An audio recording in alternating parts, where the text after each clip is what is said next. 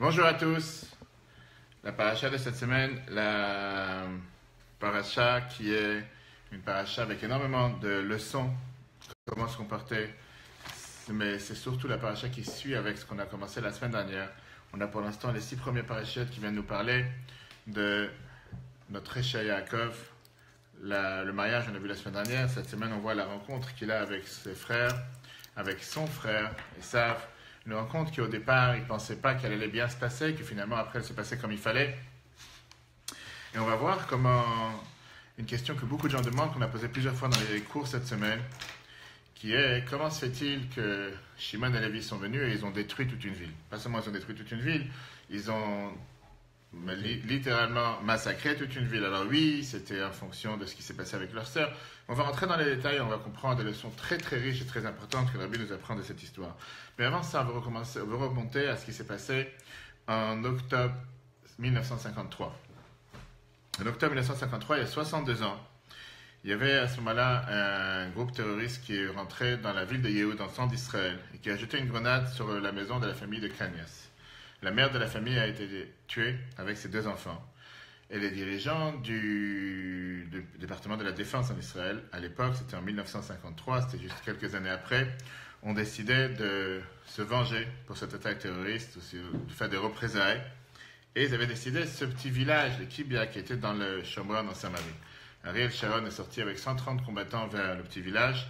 Ils ont jeté des grenades à travers les fenêtres des maisons et ils ont fait exploser 45 maisons. Au départ, les combattants avaient fait le tour des maisons pour s'assurer qu'il n'y a personne. Mais le lendemain matin, malheureusement, on s'est rendu compte qu'il y avait 70 personnes, hommes, des femmes et des enfants qui ont été tués. Le monde a fait tout un grand bruit. Comment ça se fait? À ce moment-là, le grand Premier ministre Ben-Gurion devait mentir au monde entier en disant que personne n'a fait une telle chose, que c'est la faute de personne et que personne n'a jamais fait quoi que ce soit. C'est certainement des terroristes qui l'ont fait, bref. Et à cause de ça, depuis a été mis ce qu'on appelle dans Tzahal, l'armée qui se reproche le plus de choses dans le monde, qu'on réfléchit 3 fois avant de tuer un terroriste qui vient poignarder des soldats, etc., qu'on ne va pas mélanger des citoyens civils qui ne sont pas dans l'armée pour faire la guerre, pour se battre contre les terroristes, etc., et que ce que la norme internationale, c'est même qu'on n'a pas le droit de bombarder des zones civiles quand c'est un état de guerre, même si malheureusement aujourd'hui, à travers le monde entier, on voit combien encore la semaine dernière, vendredi dernier en Égypte, combien aujourd'hui de terroristes ne se gênent pas d'aller martyriser, torturer, tuer, faire exploser des civils, etc. Ce qu'on va voir aujourd'hui, on va voir comment ça s'est commencé déjà dans la Torah. Depuis Abraham, Yitzhak et Yaakov, comment depuis les premiers des patriarches, ils se sont souciés de ce qu'on appelle faire attention, même quand on fait la guerre, et même quand on est en train de se battre, de faire attention à ce qu'on appelle ne pas tout mélanger. C'est pas parce que je dois faire la guerre, pas parce que je dois faire des représailles à des attaques, que pour ça, tout est permis. Je ne sais pas si tu as une certaine armée dans le monde aujourd'hui, du côté de l'Amérique, aujourd'hui on est prêt à mettre une bombe sur un hôpital pour faire exploser tout l'hôpital au cas où il y a un terroriste qui se cache à l'intérieur. Le premier qui est venu avec cet argument, c'était dans la paracha Bereshit, dans le Chumash Bereshit, chapitre 18. On a vu quand Abraham, il s'est pas confronté à Dieu, mais il est venu avec cet argument. Le premier argument, c'est dans le premier paragraphe, Ha'af tispet tzadik imracha. Comment tu peux oser vouloir tuer un juste avec un méchant? Et Abraham, il dit à Dieu, Chalil alecha me'asot kadavar hazeh. Comment tu peux faire une telle chose, l'ami tzadik imracha, de vouloir tuer un tzadik avec un rachat? Chalil alach, je ne vais pas faire une telle chose. Ashofet kol haaretz lo yaseh mishpat. Est-ce que quelqu'un, Dieu, qui juge toute la planète, qui est le juge de toute la planète, ne peut pas faire un jugement équitable et savoir qui est coupable et qui n'est pas coupable? Ça, tu peux me dire, c'était par rapport à la volonté de Dieu de vouloir détruire la ville de Sodome.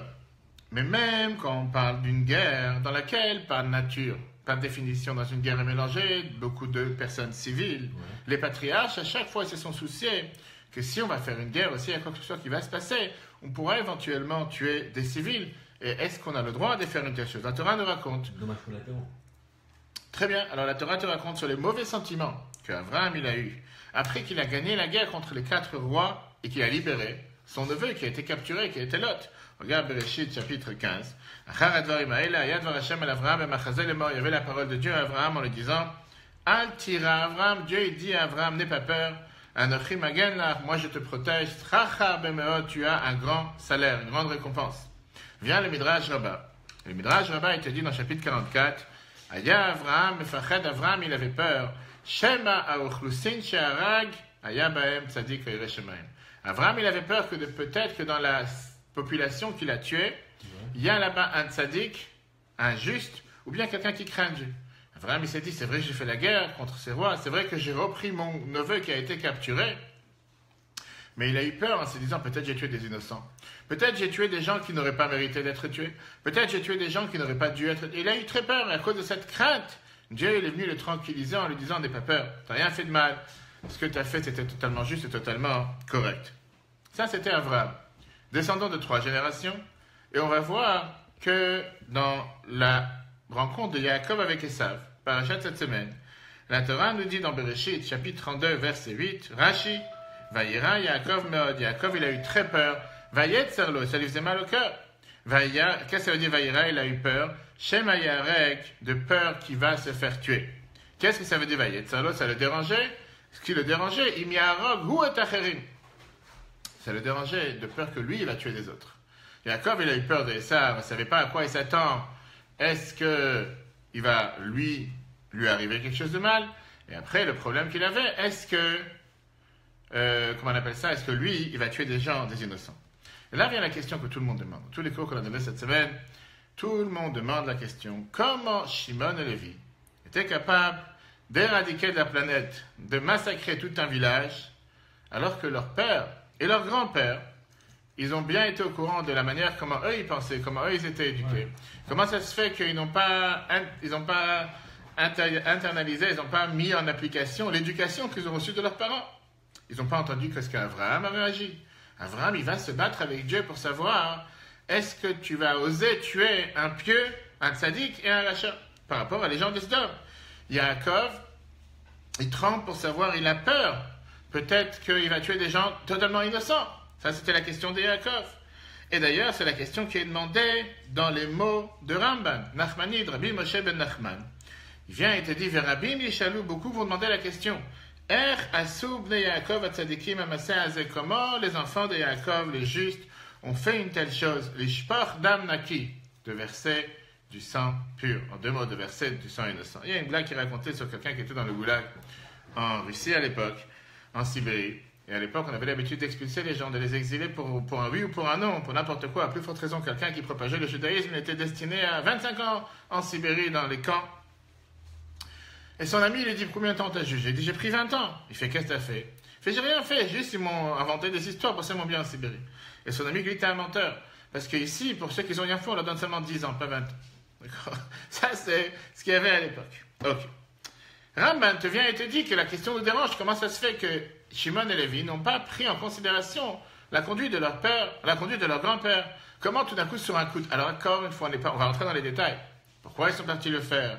Mais pourquoi tout d'un coup aller détruire toute une ville? Tu vas me dire que dans toute cette ville de Shrem, il n'y avait pas quelqu'un qui était normal, il n'y avait pas quelqu'un qui était pieux, il n'y avait pas quelqu'un qui agissait comme il fallait agir. Il fallait totalement lui sauter dessus, ça n'a pas de sens. Il y avait des idolâtres partout. Il y avait quoi?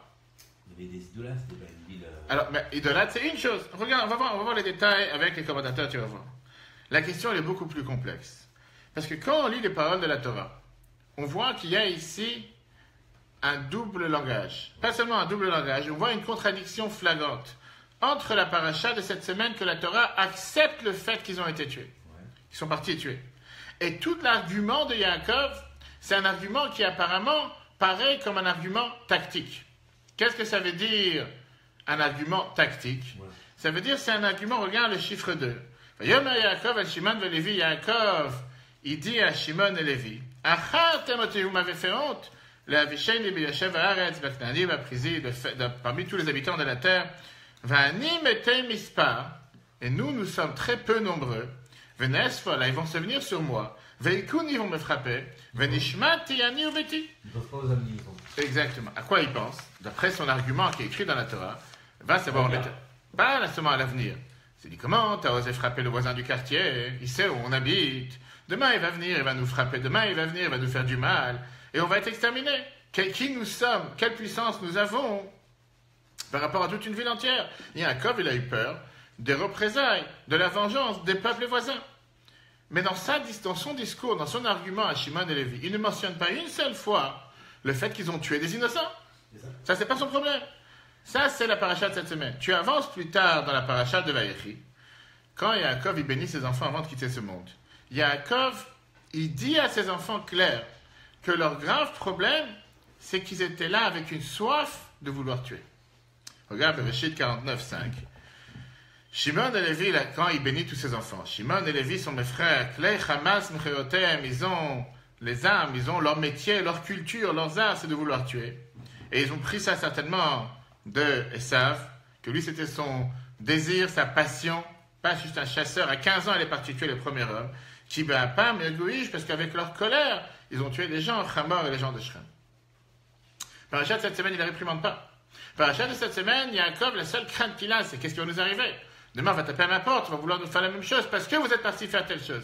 Ah, ce qui s'est passé, si soi-disant, il y avait des innocents. Yaakov, il dit rien. Parachat Vaïchi, tout d'un coup, Yaakov, il réprimande avant de partir de ce monde. Il dit, comment vous avez osé avec votre colère? Parce que tu es tombé sur un coup de tête, tu vas tuer quelqu'un, tu tues tout un village. Alors, qu'est-ce qui se passe? La Torah, elle est pour ou la Torah, elle est contre? Et c'est pour ça ce qu'on va analyser ensemble aujourd'hui, qui est la vision de la Torah.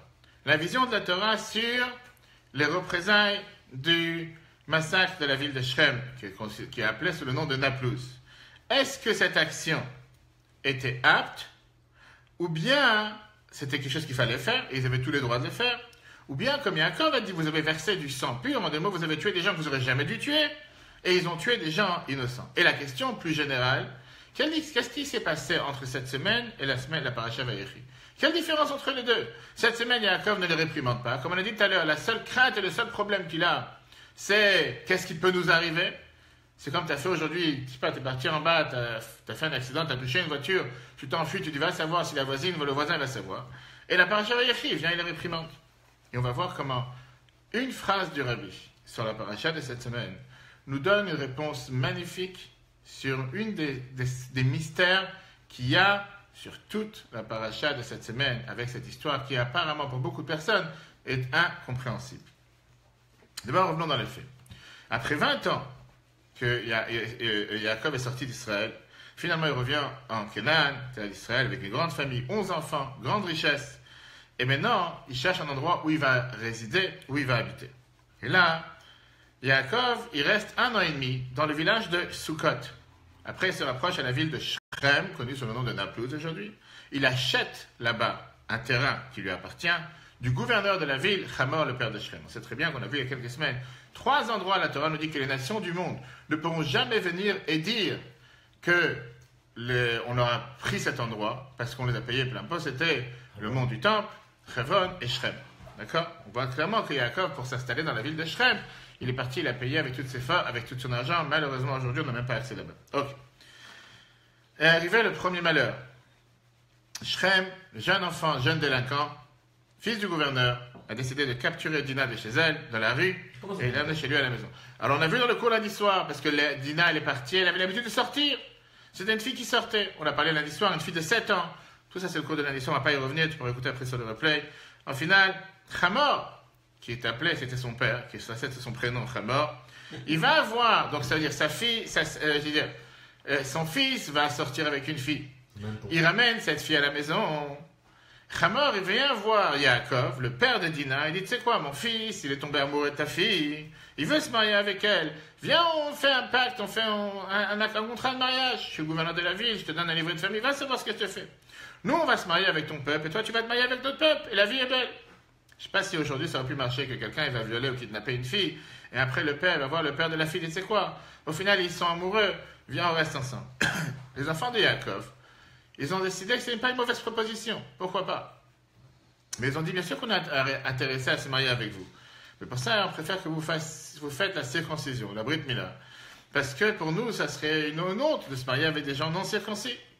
Hamor revient dans sa ville.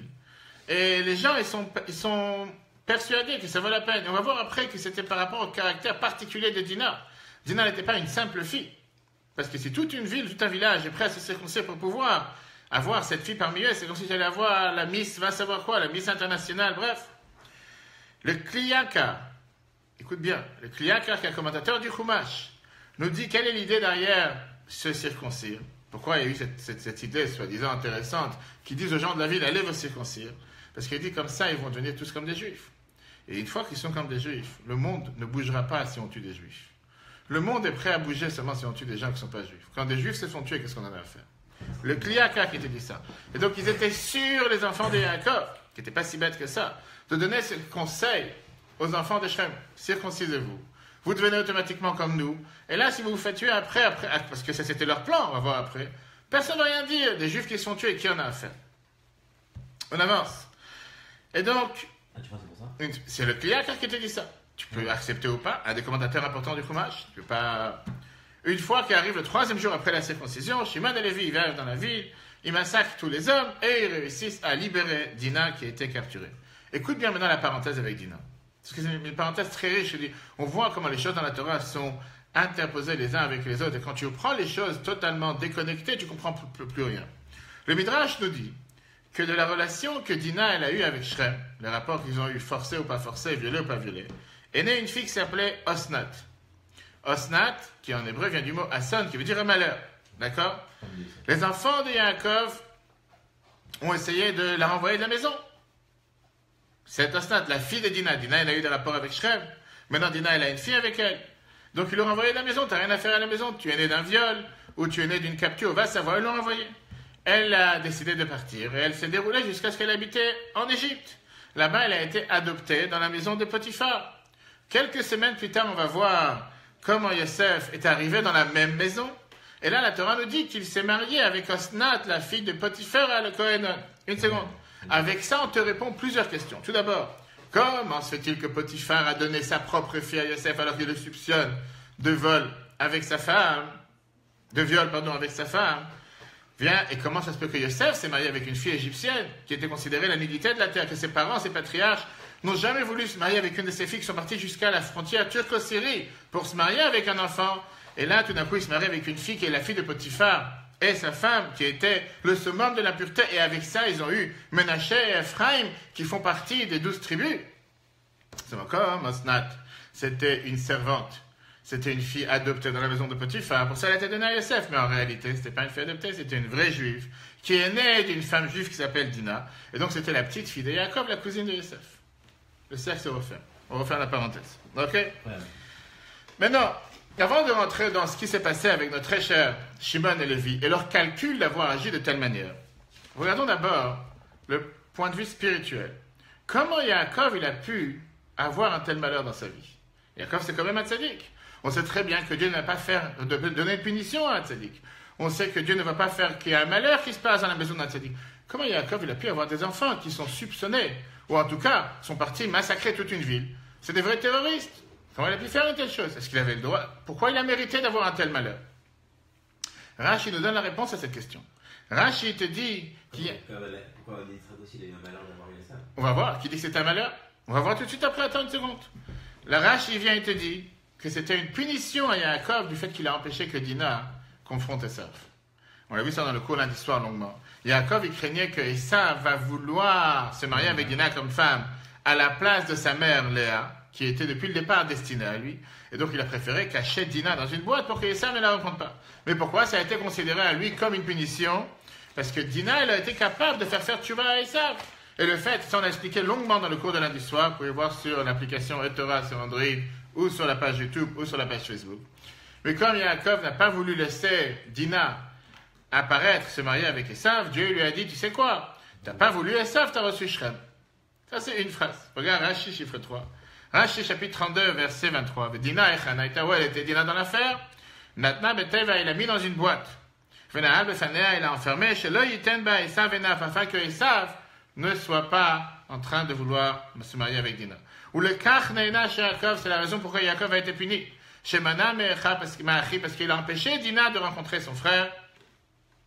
Shema tarzirenu le mutav, de peur qu'elle va le faire tchouva. Et Rashi te termine. Venafla beyad Shrem, c'est pour ça qu'elle est tombée dans les mains de Shrem. Une explication. Mais la suite de la paragraphe. C'est sûr de donner ça à Esav quand même. Il n'a pas voulu lui donner encore une fois. Il n'a même pas voulu qu'elle la rencontre. Qui a dit qu'il voulait se marier avec elle. Il voulait même pas qu'elle la rencontre. Ça, c'était son problème.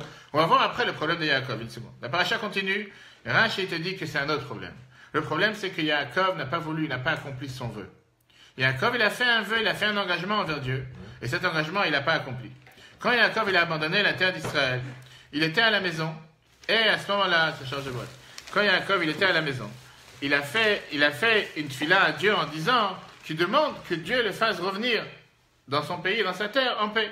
Et il a fait un vœu en disant que si Dieu va me protéger, on a vu ça la semaine dernière, si Dieu va me protéger, va me garder, il va faire en sorte que je ne vais pas avoir quoi que ce soit comme malheur, à ce moment-là, je transformerai cette pierre en tant que matzeva, en tant que kotel, comme un monument de souvenir pour les miracles qui sont passés.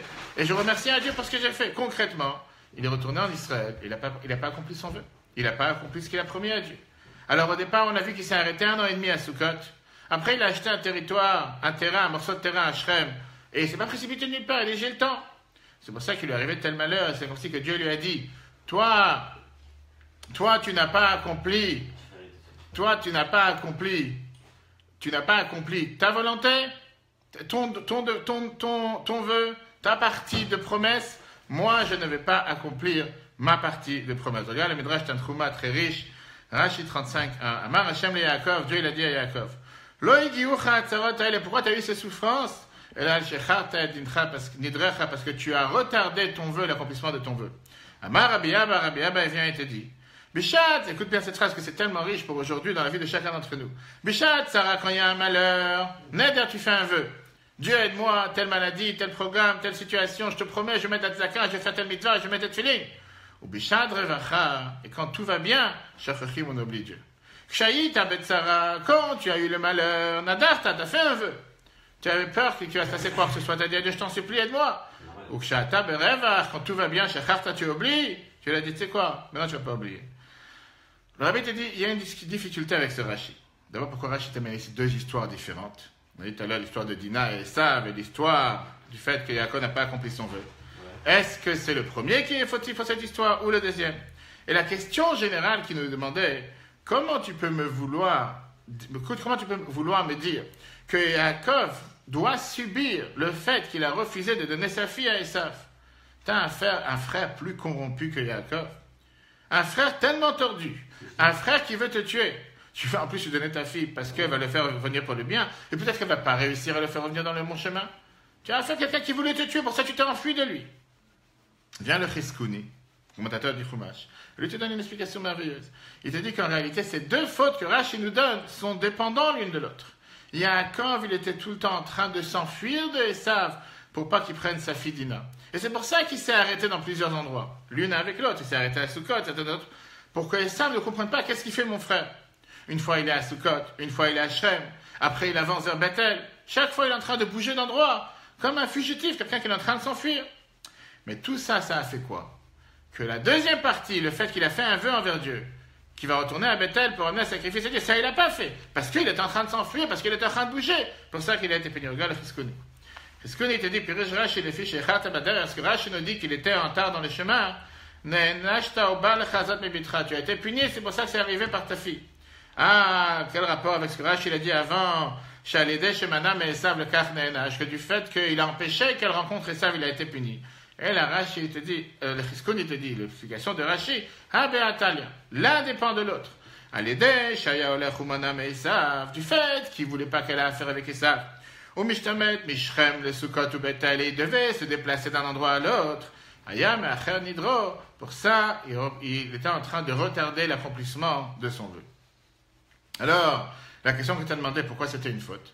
Pourquoi ça lui est calculé? Pourquoi ça lui est considéré comme une faute, le fait qu'il n'a pas donné Dina à Esav?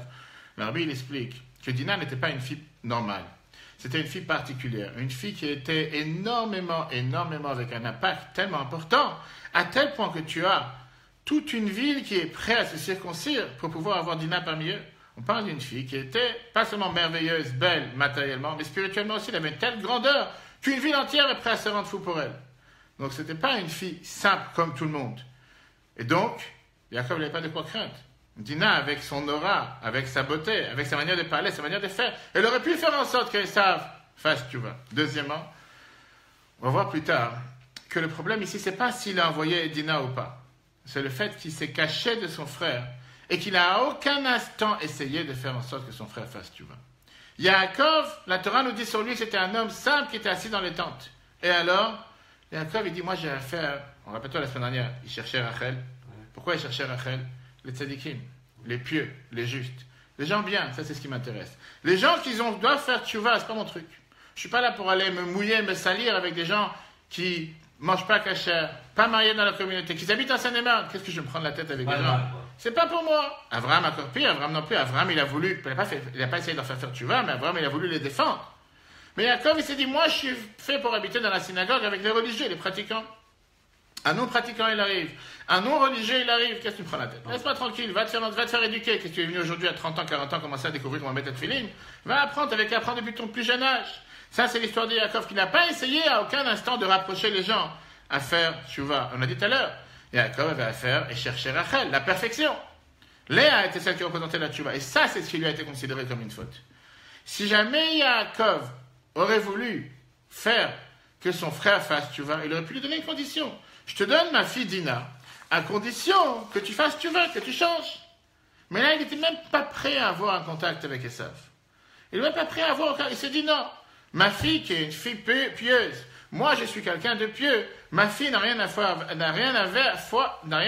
avec quelqu'un qui doit faire tchouva, etc.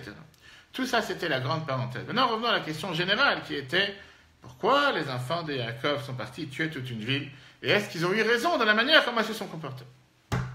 Regardons les déroulements des histoires, comment la Torah nous les présente. Il y a 3 étapes ici. Première étape, l'argument et la réaction de Yaakov à leurs actions. Numéro 1. Numéro 2, la réponse de Shimon et Lévi à ce que Yaakov a dit. Numéro 3, la colère que Yaakov a dévoilée à ses enfants avant de mourir concernant cette histoire. Première étape. Quelle était la réaction de Yaakov quand il a entendu ce qui s'est passé?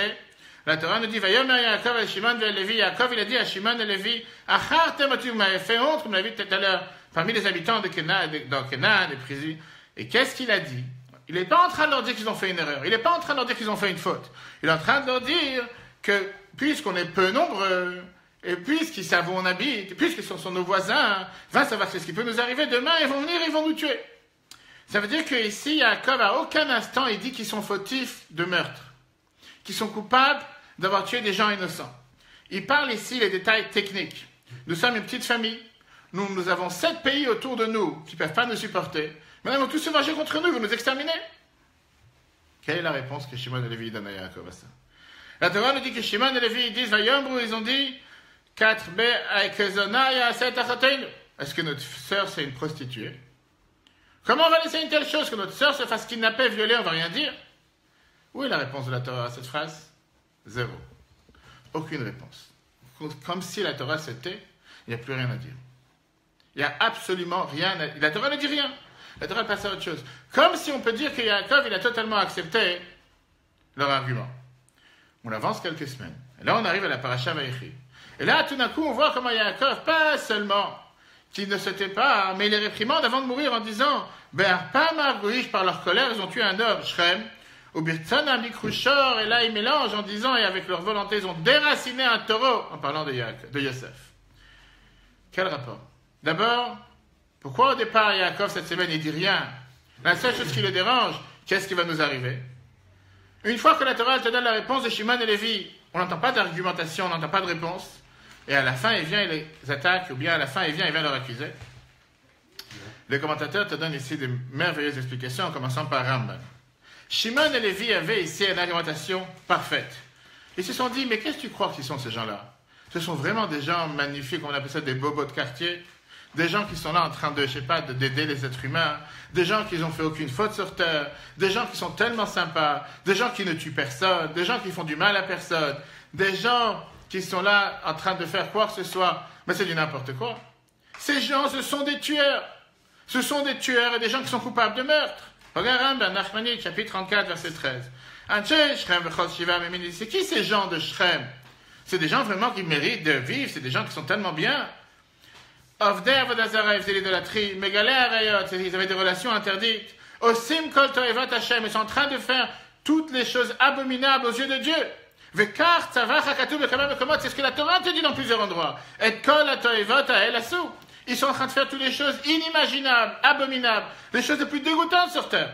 Uba'avu Shayun Shechrem Reshaim. Eux-mêmes, ils sont les plus grands Réchaïm. Vedamam chashuv lahem kamaim, leur propre sang, ils n'en ont rien à faire. Ratsu, Shimon et Lévi, les nakem bahem, becherev nekemet. C'est pour ça que Shimon et Lévi ont décidé qu'on va se venger avec eux, et on va les tuer une fois pour toutes. La preuve est, quelle personne sur terre va kidnapper une fille de 7 ans pour la violer et avoir un enfant avec elle?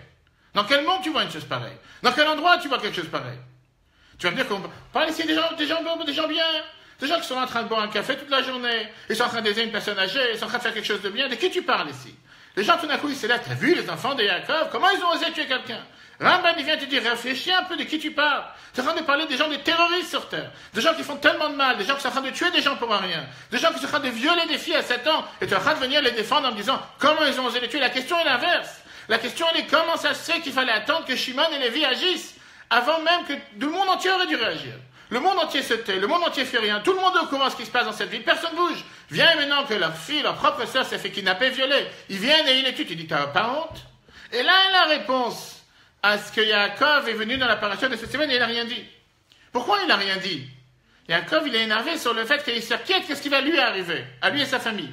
Qu'est-ce que tu veux qu'ils disent? Ils avaient 100% raison. Et donc Ramban, il vient et te dit, c'est Nachmani, on ne parle pas ici de tzadikim, on ne parle pas ici de gens pieux, on parle ici de ce qui s'est passé avec Dina. C'est un simple exemple pour montrer de qu'est-ce qui se passe dans cette... Et on va y arriver, on va y arriver à la fin. Qu'est-ce qui se passe dans cet endroit abominable? Cet endroit qui est une peste sur terre, cet endroit qui est un endroit qui doit être totalement déraciné. Comme ça. Et c'est pour ça que Shimon et Lévi, ils ont dit, tu sais quoi? Il n'y a pas de tribunal sur terre. Il n'y a pas la Cour suprême, il n'y a pas la Cour de Hague, ou il n'y a pas la Cour suprême internationale ou la Cour européenne. Il n'y a rien sur terre. Personne bouge. Il est grand temps que nous agissons et qu'on leur donne cette peine capitale, la peine de mort, qui sont de toute façon coupables, que d'attendre qu'ils vont continuer à violer et tuer des autres personnes. Yaakov, il est venu et il a repoussé leur argument. Yaakov, il leur a dit, vous n'êtes pas la police, vous n'êtes pas le tribunal, et ce n'est pas à vous de faire une telle chose.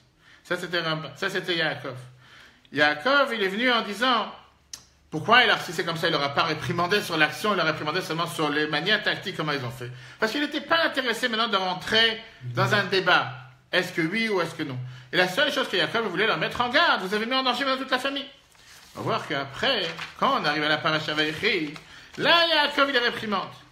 Regarde, Ramban, Nachmani, qu'est-ce qu'il te dit? Yaakov, il leur a dit, dans notre paracha, qui est vu ou besakana, vous m'avez mis maintenant en danger. Vesham, Aré, qui a sur Hamas, Vergotam, Chinam, qui leur roulait il a dit, pourquoi vous les avez tués en vain, alors qu'ils ne vous ont pas fait du mal? On parle des parents, etc. Est-ce que cette explication de Ramban, c'est une explication logique? Parce que d'un côté, tu as des enfants qui tuent des centaines de personnes, et Yaakov qui ne parle pas un instant sur l'action à lui-même, il parle dans des représailles, qu'est-ce qui peut lui arriver? Et l'essentiel, comme on l'a dit tout à l'heure, la paracha, elle finit avec quoi? Avec l'argument contraire de ce que Shimon et Lévi viennent et ils disent, mais vous n'avez pas honte? Vous n'avez pas honte? Comment vous avez pu laisser faire une telle chose que notre fille, notre sœur, soit violée, soit kidnappée? Comment on peut laisser une telle chose se faire? Et là, la Torah nous dit qu'il n'y a pas aucune réponse et qu'Yaakov, il comprend. Vient Rambam Maïmonide, dans son livre Mishneh Torah.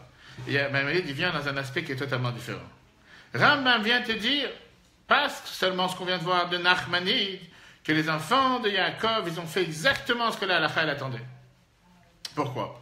J'explique comme ça. Dans les lois de rois, fin du chapitre 9, les fils de Noach, les non-juifs à l'époque, ont pris sur eux de faire les 7 commandements qui sont attachés avec la réparation du monde.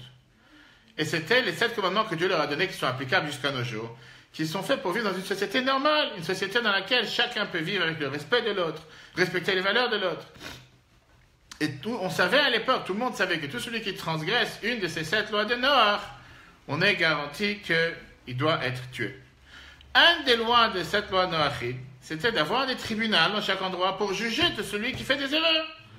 Et celui qui ne juge pas le fauteur, et au contraire, il est complice du fauteur, tu transgresses sur une de ces 7 lois de Noach, et tu es coupable de peine de mort. Puisque eux n'ont pas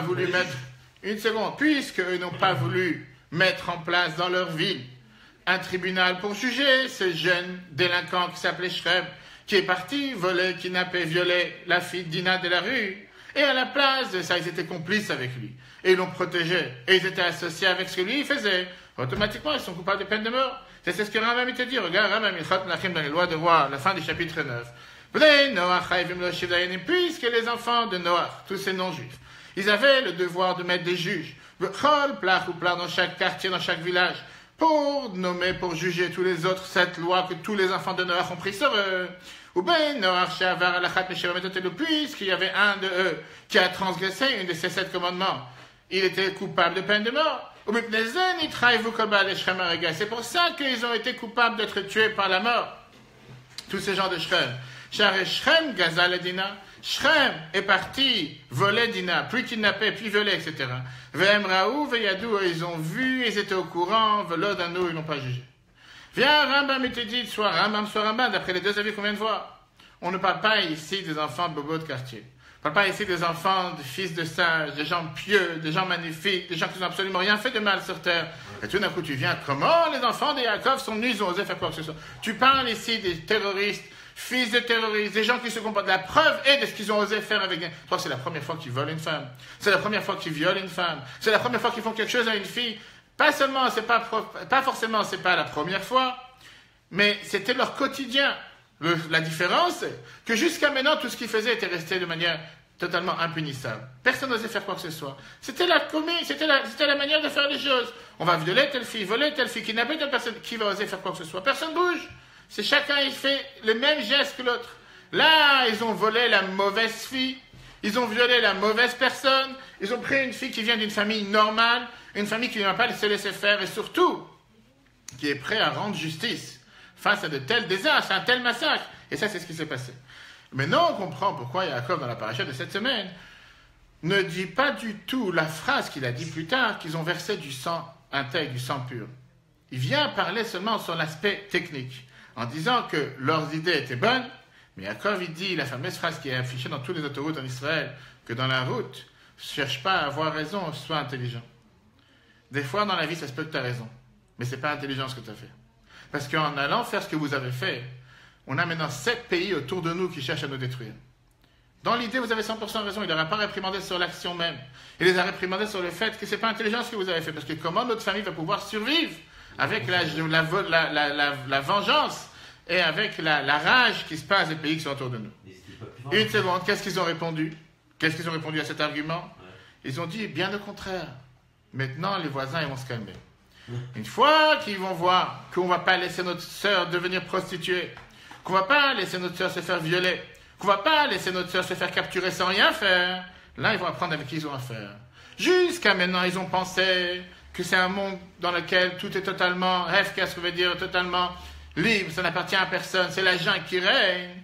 Là, ils vont voir que ça ne marche pas une chose pareille. Tu fais pas ce que tu as envie sur Terre. Qu'est-ce que ça veut dire que tu vas violer une fille, voler une fille qui n'est pas la tienne et la faire souffrir? Au contraire, ils vont voir qu'il y a ici des gens forts, des gens qui sont capables de leur donner des représailles et de les mettre à leur place. Et là, ils vont réfléchir 2 fois la prochaine fois avant de violer une fille ou voler une fille. Et ça, c'est qui nous dit ça? Le Rachaim, Rabbi Chaim Ben Attar, un des plus grands sages du Maroc, mais un des merveilleux commentateurs de la Torah. Regarde le Rachaim. Vayom, où ils ont dit, ah, Chezona, est-ce que notre fille, comme notre sœur, est devenue une prostituée? Ah, de là-bas, bien au contraire. Ils disent, si on n'aurait rien fait, on aurait laissé notre sœur se faire capturer.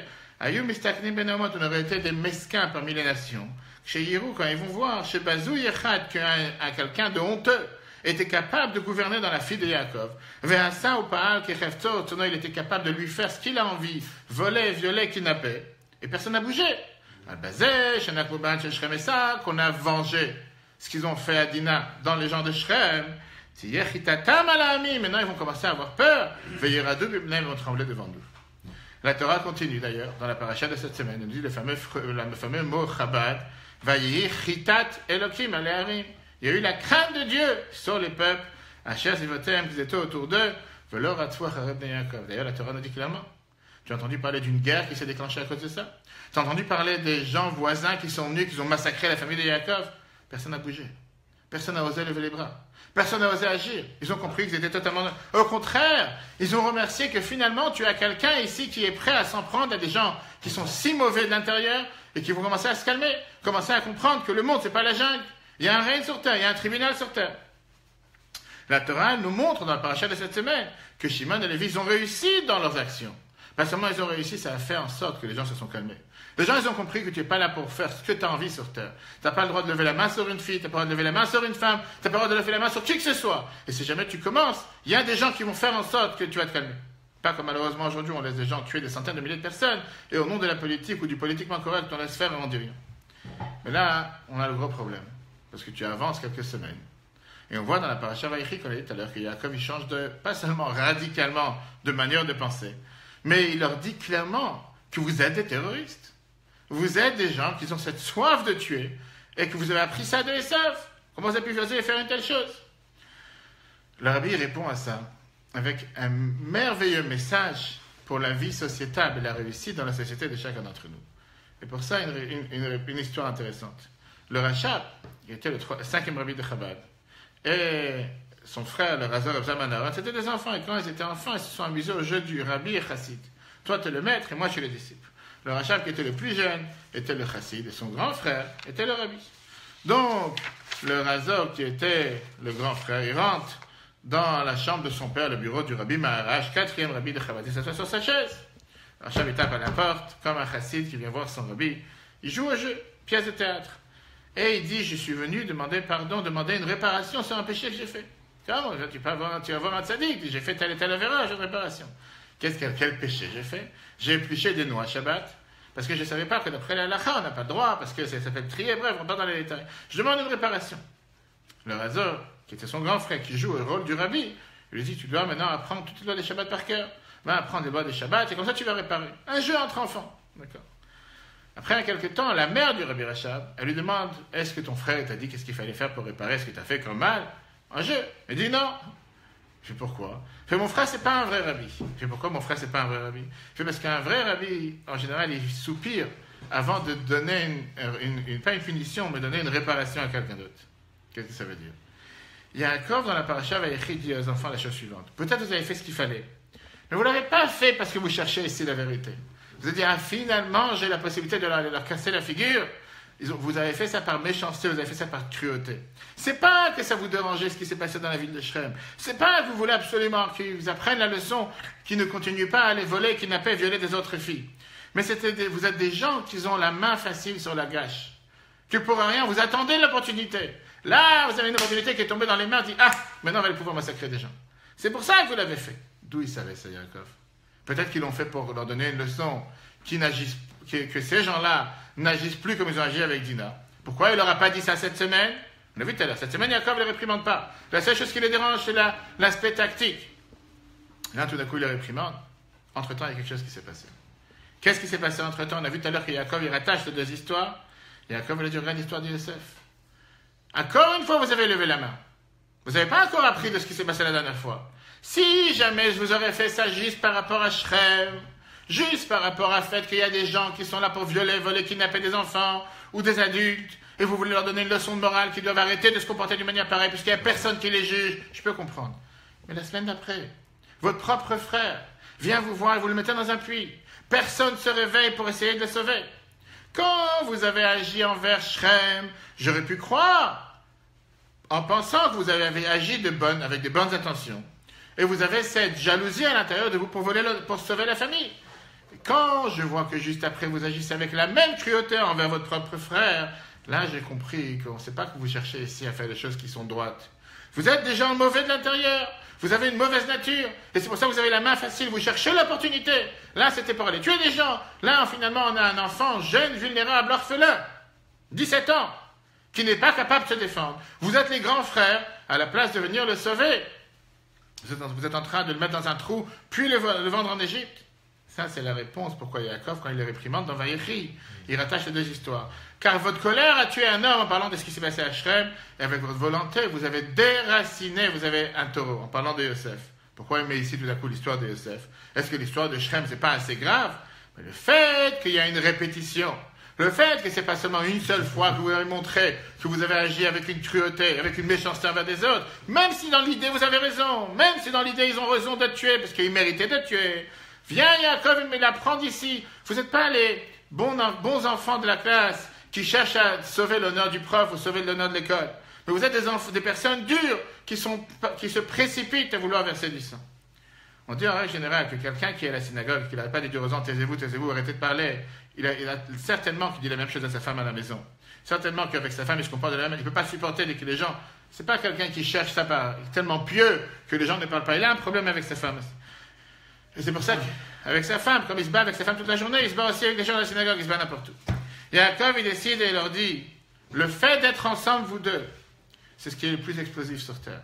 Ce qui peut faire le plus grand tort sur Terre. Ça, c'est ce que le rabbi écrit dans un commentaire, c'est pas dans l'essentiel de la page. En bas de la page, on écoute Sichot, chapitre, volume 5, page 161, dans le commentaire 71. Regarde dans la phrase, verset 5. Kacher, Anou Yaakov, quand ils ont répondu à Yaakov, ah, Chezona, est-ce que notre fille, est-ce que notre sœur peut être considérée comme une prostituée? Yaakov, il a accepté la réponse. Et la Shevikol, Makom, néanmoins, il les a réprimandés juste après. Qu'il a Shera, parce qu'une fois qu'il a vu, Sheba, pas Margouish, que par leur colère, ils ont tué la ville de Shrem. Veshuv, Birtsona, Mekroshor, et après, ça y a eu l'épisode de Yosef, et encore une fois, ils ont récidivé. Aya, Etztor, il avait la preuve. Chez Yesh Etzlam, Netia, Lazem et Tzativam, qu'ils ont ici quelque chose de mauvais à l'intérieur de leur nature. Vegam, Bemaase Shrem, et donc, même ce qu'ils ont fait la première fois, il y avait un mélange de cette mauvaise nature qu'il y avait à l'intérieur d'eux. L'arbitre apprend ici la leçon énormément importante pour l'éducation aujourd'hui. La vie nous demande parfois d'agir avec dureté envers certaines personnes, envers l'éducation des enfants, envers des élèves en classe, envers des amis, envers des employés. Qu'est-ce que ça veut dire avec dureté? Réprimander.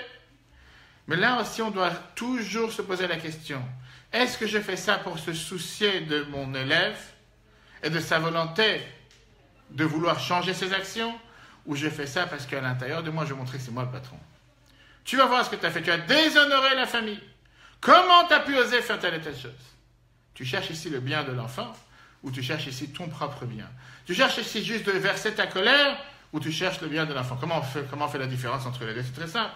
Quand quelqu'un il va punir l'autre, ou il va réprimander l'autre parce qu'il s'inquiète pour l'autre, parce qu'il se soucie pour l'autre, d'abord, il ne va pas exagérer dans la punition. Et il va savoir dire une bonne parole et une bonne phrase parallèle à la punition. De la même manière que tu as un devoir de les haïr, la Torah nous dit, tu as un devoir de les aimer. Mais quand quelqu'un il fait ça juste pour faire du mal, juste parce qu'il veut se déchaîner, il veut lâcher sa colère, à ce moment-là, il n'a absolument rien à faire de l'autre. Il n'en a même pas à faire des dégâts collatéraux qu'il pourra causer à l'autre. L'essentiel, c'est que lui, maintenant, il est calme. J'ai montré aux gens autour de moi qu'on ne va pas recommencer. Que moi, je suis tolérance zéro, j'ai un plan Vigipirate de faire une telle et telle action. Ce n'est pas le sujet, on n'a plus le temps. L'année dernière, dans les communautés religieuses, en Amérique seulement, 47 suicides. Je parle de New York et aux alentours. Des enfants religieux, des enfants décrochés du système, de tous bords. Je ne parle pas de ceux qui sont avec de l'overdose en drogue, de ceux qui veulent se suicider, de ceux qui ont essayé et que ça n'a pas marché. Le point commun qu'il y a entre tous ces enfants, c'est le manque, pas seulement de pédagogie, le manque de compassion, de compréhension, qu'ils ont tellement quelque chose qui les dérange à l'intérieur, quelque chose qui leur fait de la peine. C'est ni Shabbat le problème, c'est ni Tfilin le problème.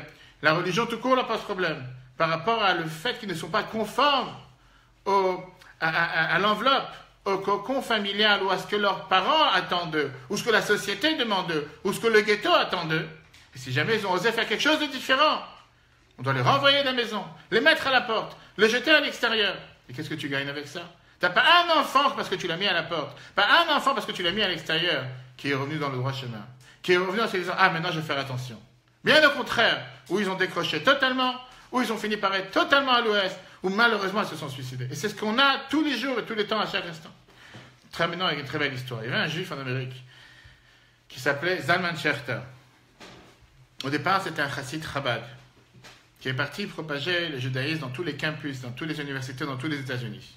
Avec le temps, il a laissé tomber la halakha, laissé tomber la vie religieuse tout court. Et lui, il était parmi ceux qui ont fondé les mouvements du renouveau aux États-Unis, le renouveau juif, reconstructionniste, un nouveau mouvement juif.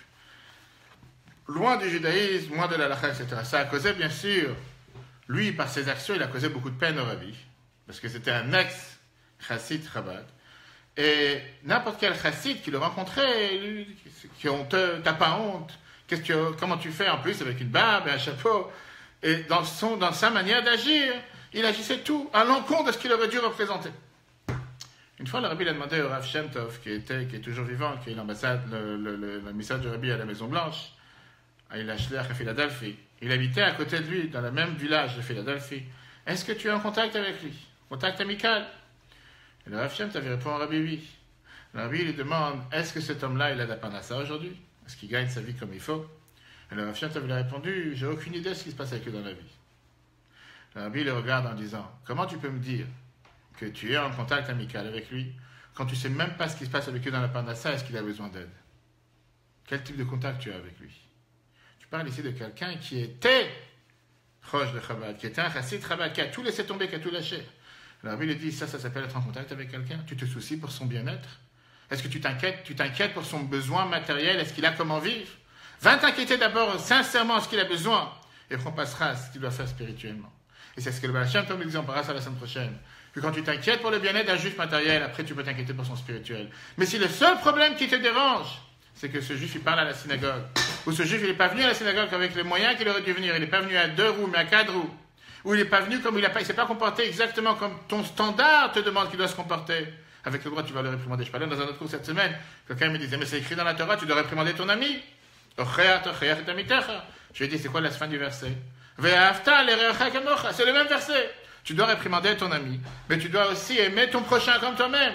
D'abord, commence par l'aimer. Commence à le considérer comme ton ami. Après, tu iras le reprocher. Ça, c'est la raison pourquoi Yaakov a réprimandé ses enfants à la fin. Avec ça, on a eu la merveilleuse explication de savoir et comprendre pourquoi les enfants de Yaakov ont agi de telle manière avec les représailles sur la ville de Shrem. Vous pouvez revoir le cours plus tard sur l'application eTorah sur Google Play, très bientôt sur Apple. Et bien sûr, les autres cours de cette semaine, ils sont tous déjà sur la page YouTube ainsi que sur l'application eTorah. Et le cours est dédié pour la refouach shlema de Yaakov Ben Nina, qui se fait opérer maintenant du cœur. Je pense que l'opération est terminée en espérant qu'on a tous des bonnes nouvelles. Et que Dieu fasse qu'on puisse mettre tous ces enseignements en application. Si Dieu veut, grande conférence samedi soir à Alfortville. Et la semaine prochaine, 5-6 conférences sur toute l'île de France. Je vous en fera part si Dieu veut sur Facebook et sur l'application. À très bientôt et que des bonnes nouvelles.